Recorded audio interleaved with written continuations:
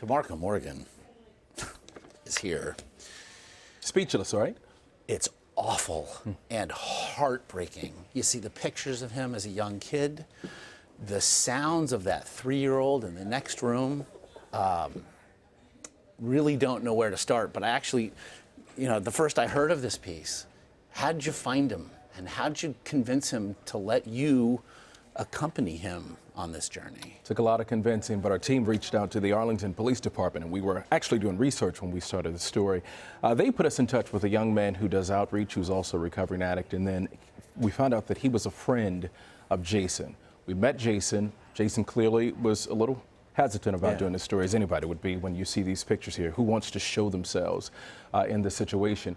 But he agreed to do the story, and he agreed to do the story because he wants to change and save someone's life. But I got to tell you this, just watching this man and following him and being in front of him, we've done stories on addicts.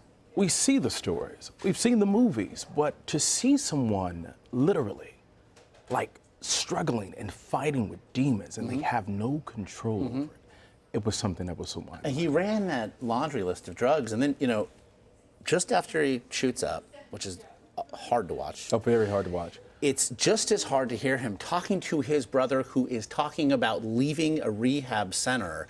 You mentioned why he did the story. I mean, it's clear that he almost wants to put himself on notice. Maybe if I do this story, maybe if I expose myself in this way, maybe it will be one baby step closer to being clean. And then, interestingly, here comes Mike Duggan. And boy, I wish for everyone with opioid issues to have a Mike Duggan in their life, a best friend who's 7 years clean himself. And that's what I've learned while doing this story. Jonathan Blakely and I, who, by the way, is a fascinating producer, who was actually in that room. Kudos to the production here. Jonathan is amazing. Remarkable. But, what I've also learned, and just piggybacking off of what you just said, you have to have that support system. Mike Duggan was there, but that support system has to be so strong and it has to be huge. This young man, Jason, lost his mom at a young age. He lost his father, who he told us was an alcoholic and struggled and basically let him do whatever he wanted to do. So his support system was pretty much gone.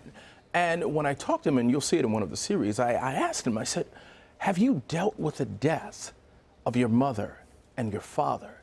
And you'll just be surprised at what he said. Well, and so I want people to watch along, but what can you tell us about part 2? Well, we can tell you about part 2. His first 24 hours in detox, very dark, very tough.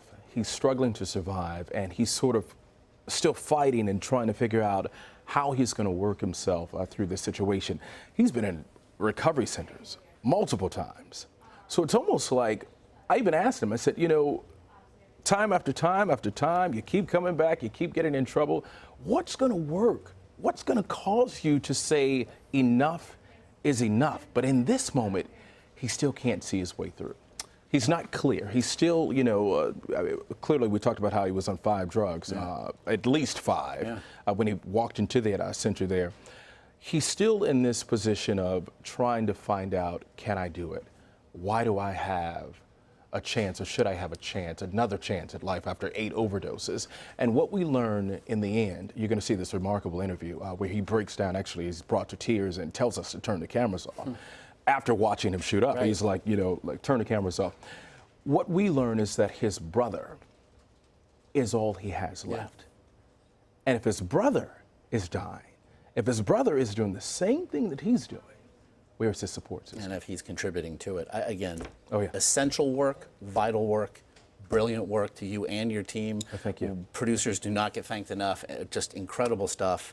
We're rooting for him, and then you think to yourself, how many more Jason Emeralds are there out there? DeMarco, thanks so much for being here. Jason's journey, again, will continue Tuesday evening on the CBS Evening News and here on CBSN. For more details on opioid help and recovery, please visit cbsnews.com/heroin epidemic.